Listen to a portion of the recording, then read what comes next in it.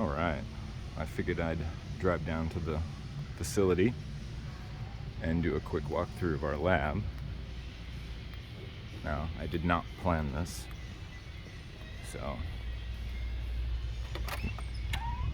this is what a working lab actually looks like. Shit everywhere. But this is the admin side of the lab where our lab technicians do all of their paperwork and stuff like that. This is our deionizing station that we built, which deionizes the water, makes ultra pure water that we use in the lab for all sorts of different things. We've got our ISO certification. That's the current one that we updated with a bunch of new methods. And my lab director likes to make jokes. This is the black lab. Next door is the white lab. And it's a little loud in here because we have machines running, but it's Saturday, nobody's here. And as I said, I did not clean, so you'll get to see what an actual working lab looks like most of the time. So that deionized water actually comes through the wall here and goes to this washing machine, which is an extremely expensive washing machine made to clean lab glass, which uses deionized water. And then here's where we use, or actually make, the ultra pure water used in UPLCs and the equipment that needs extremely pure water, or else it'll throw off the readings. We've got gas tanks there, nitrogen, hydrogen, helium. I don't actually know all the gas. There's some on the other side too. We've got a few scales here. Over here, we've got Fume Hood and an oven and some storage boxes. So we have to use this type of storage for flammables, and they're designed so if you have the door open, that if it gets hot, the door will actually slam shut and keep all of the flammables inside from combusting. So it's an OSHA requirement. We've got our emergency wash station, in case anybody's an idiot, gets shit on them. So then over here, this is our HP-TLC line, our high performance thin layer chromatography. And it's essentially multiple machines that all go in a line. And this is where we do pretty much all of our botanical ID testing. And that's where we determine, is it the correct species? Is it the correct plant part? Is it the correct extraction type? And in later videos, we'll do a lot more in-depth discussions on how it works and take you through kind of running a sample through it. But this is where we actually determine whether the botanicals we're selling are what they claim to be. And we also do assays on some of it through it. And the way HP-TLC works is it uses plates. And these plates get derivatized, and essentially these plates are an HPLC column that has been rolled and flattened out. And they're made of materials that are suited to separating compounds from each other based on their structure. And we use different solvents to separate the compounds from each other and create bands on these plates.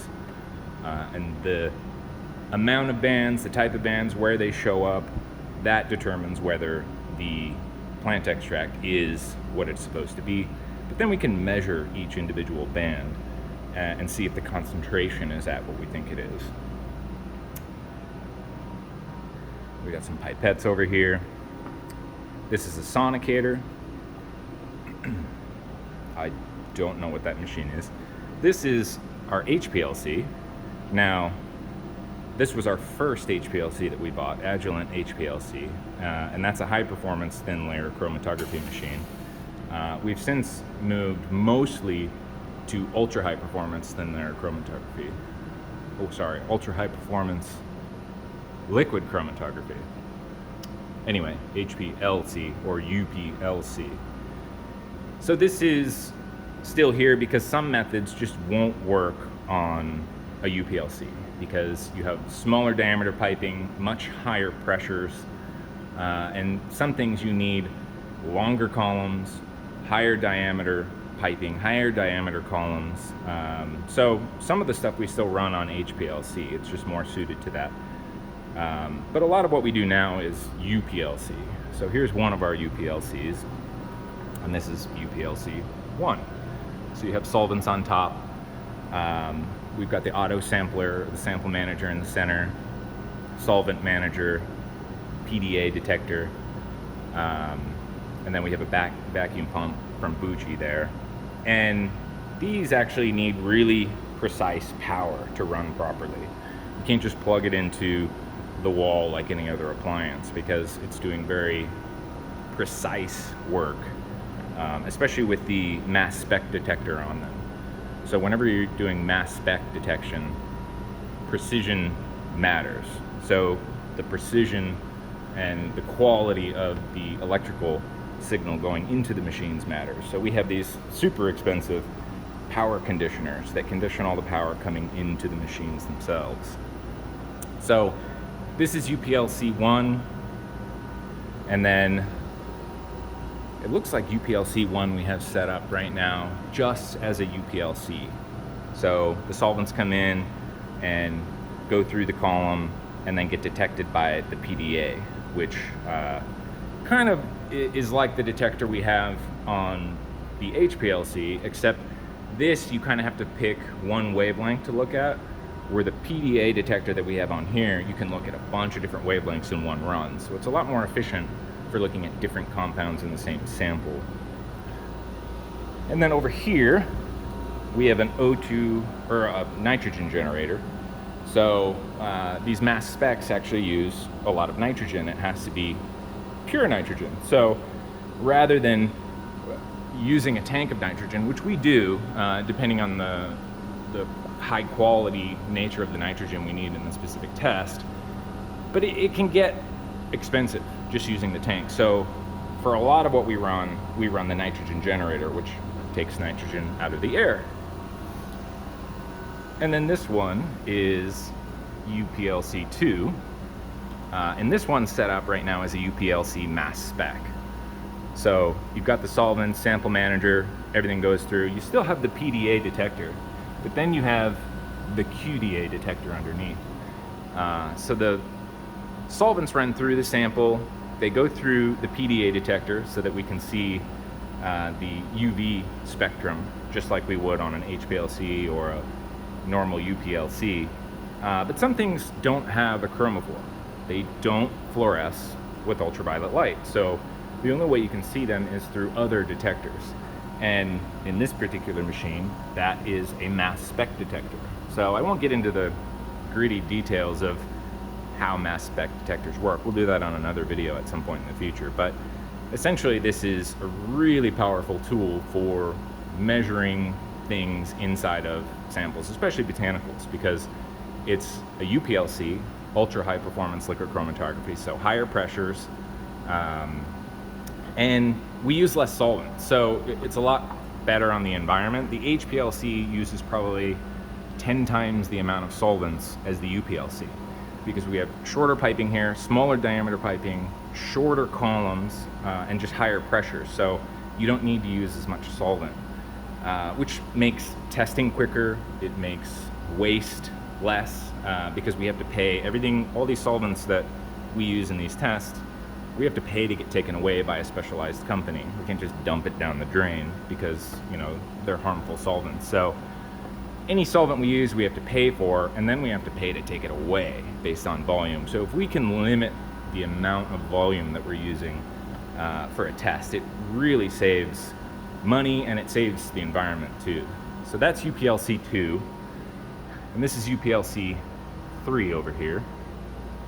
This one is also set up as a UPLC mass spec.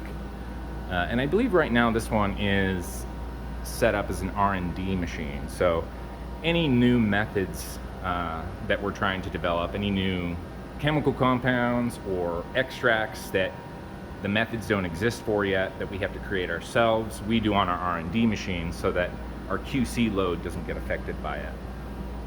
So that's UPLC 3. And then over here we have our gas chromatograph, and you can see headspace auto sampler on top. So we actually got some new pieces of equipment installed on this pretty recently so that we could do fatty acid testing, fish oil testing, but other things like palmitoyl ethanolamide, oleoethanolamide, all of those fatty acid amines that just don't work very well in the UPLCs or the HPLCs, you can do on a gas chromatograph. So, and this is where we do our residual solvent testing.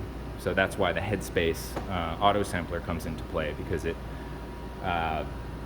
monitors the off-gassing of residual solvents, and then we can measure them and identify them and see what residual solvents are left in there, what concentration. And we spent the better part of a year developing that method. So it's a very robust method. I hired a PhD chemist who used to work at Waters, used to work at Agilent as well. He's worked all over the industry. And essentially he worked in pharma. So he spent his whole time creating a pharma level method for us there. So that's what we run on all of our samples now for residual solvents. And you've got storage for reference standards, another sonicator. And that's another thing too, is when you run these tests, assays specifically, you need reference standards. So you can't just run a test, look at the peak in an HPLC or a UPLC and say, oh, well, the software says it's 100%, so then it's 100% pure. That's not the way it works. You have to run a sample, and then you have to run the reference standard on the same method, because every chemical compound has a different response factor. So you have to run that reference standard, compare it to the sample that you just tested, and then do the math to figure out what purity or what concentration something is in. And these cost a lot. You know, some of the reference standards that we have to buy cost $3,000 for one product. So Ashwanda specifically, all 8 of the USP reference standards, if you buy all 8 of those reference standards, it's over $3,000. And they don't last forever either, so you have to buy them all the time. And depending on your sample load, you can go through your reference standards really quickly. So that's another cost of running assays that a lot of people don't realize. It's not just the machines, the solvents, the people, it's also the reference standards. And sometimes they don't exist. So what happens when reference standards don't exist? We have to create them. So this is our Buki or Bucci UPL or Preparatory HPLC and flash chromatography. It does it both in one. So that machine allows us to essentially do what we do in an HPLC, separate compounds from each other, but then we can concentrate them. And you can see that there's a bunch of vials in there. So instead of like on a UPLC where we're just interested in testing and seeing what's in there, and then the solvent just goes into a waste canister that we have picked up, the prep HPLC and flash chromatography allows us to concentrate and keep whatever we're separating. So our mushroom project, we're using this a lot because adenosine A or adenosine reference standards don't exist, and paracinones. There are a few, but not all of them to where we can properly assay. So over years now, we've been separating and concentrating all of the different compounds in lion's mane and writing our own assay methods. So we're super far along. We've discovered some very interesting things in lion's mane. We found some new compounds that nobody has documented before in lion's mane. So we're going to be publishing some research papers on that. But that's what the prep HPLC does, is it separates compounds just like a normal HPLC, but then we can keep whatever we separate and create reference standards for ourselves. And then that's a lyophilizer or a freeze drying machine. There's a number of uses why you might want that. Then we've got some scales over here. This is a microgram balance from Radwag, so it goes down to the microgram level. Pretty crazy. And some other good scales, but that microgram is the most sensitive one, because if we're buying expensive reference standards, we don't want to use them all at once. We want to partition them out and use them over time. So the microgram balance allows us to do that really accurately. Microscope. This is our Sense IR 3200. So this is the Distech machine, dissolution machine. So we can put capsules or tablets in there and determine whether they perform like an enteric tablet should, how long do they take to dissolve in intestinal fluid, do they not dissolve in simulated gastric fluid. We can do all sorts of testing of the capsules and the product, the capsules and the tablets in this machine. And here is a UV-VIS. Now, I'm gonna harp on UV-VIS here in a bit, but UV-VIS isn't useless. It just shouldn't be used for things where it's not telling you what you think it is. So we use this UV-VIS with our megazyme mushroom testing methods, because once we run all of those enzyme techniques on it, we need to measure how much alpha glucan and beta glucans are in those mushrooms. So that works great. It works great to do pure, very, very pure compounds. So if we have like 98% apogenic, we can run it on this and get a good spectra, because there's nothing else in the sample. So it works for that, but when you have complex samples with multiple different things in it, it can't separate them. It has a UV detector, just like the HPLC over there, but no chromatographic separation. So the compounds that go into this machine are getting analyzed all at once together, not separated out. So when you have similar compounds to each other, it is going to show them all in one, and you're going to be like, oh, hey, I've got 10% terkesterone, but it's not terkesterone, it's beta-EKD-sterone, which fluoresces similarly to it, and because they're not being separated from each other, this machine can't tell you the difference. So it's not that this machine is useless, it's this machine should only be used for the methodologies and methods that it's suited for. And there are a bunch of those, so I'm not saying UV-VIS is garbage, I'm just saying you need to use it properly. So then, this is the other side of our lab. Over here we have some stabilization chambers, or where we do stability testing of products to see how long do they last in that specific container at specific humidities. You know, what should we put for our expiration dates? So we're going to be running all sorts of stability testing on things here coming up, but that's what those are for. And then this is our mushroom station, so kind of our lion's mane station. This is where we're doing a lot of this lion's mane research. Another fume hood over here. We've got another Buki machine in here. So right now, we're not using that, just because we are using the Prep HPLC a lot. Over here, we've got a melting point apparatus from Mettler Toledo, where you can do very accurate melting point testing. LOD, which is loss on drying, to see how much moisture is in a sample. That's how you can really determine as-is or dry basis assay. If there's 10% water, obviously your as-is assay is going to be lower because there's more water in it. This is a tablet friability tester and a tablet hardness tester, where when we make our own tablets in-house on our tablet machine, which we'll show in another video, we have to determine, do they meet the hardness for the formulation that we made, and do they survive when being shaken around? So that's kind of hardness and friability. And then over here, this is the first machine I ever bought for us. So this is probably the most accurate FTIR out there, the Thermo Scientific Nicolay IS-50. So a lot of the times we use the ATR module, which has a little diamond in there, and there's a laser that shoots inside the machine through a bunch of mirrors and up through this diamond. And we have the sample on there, and it gives us back a spectrum that we can look at and determine, hey, what is this compound? And do a little bit of analysis on purity. It doesn't do assays like the other liquid chromatographs in the other room, but it does give us an idea whether something might be pure or not.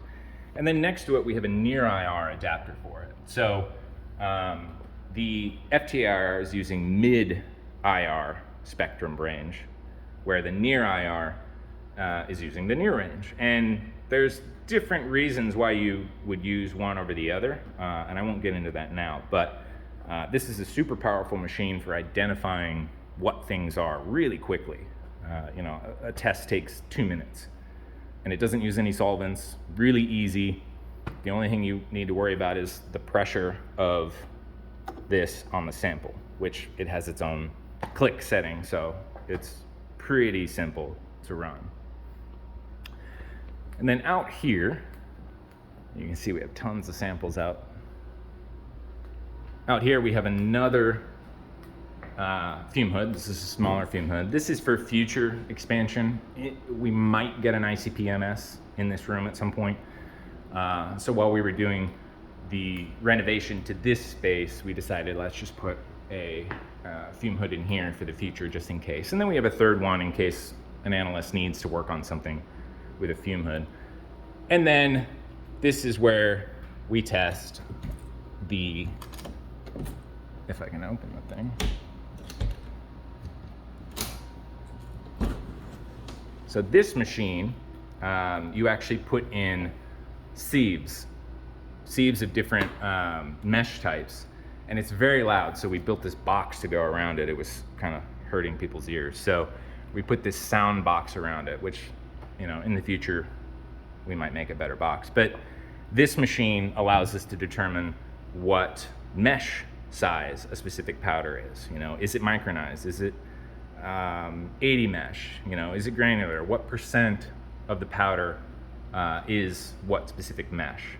So we can determine, like on PEA, is PEA micronized? This is the machine that tests that. Oh, I don't want to break it.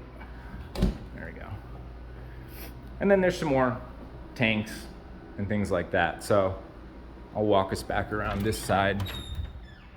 So that's just a quick walkthrough of our lab. Obviously, I want to do a more professional video in the future. We're going to be doing more video series on the lab itself, the machines, how they work. We're going to do interviews with lab techs and our lab director, educational videos on how HP-TLC runs. You know, what does it measure? So we're going to be coming out with a lot of video content, but I wanted to do just a quick, dirty video on my phone when nobody was here on a Saturday so you guys could see it. All right, thanks guys. Talk to you later.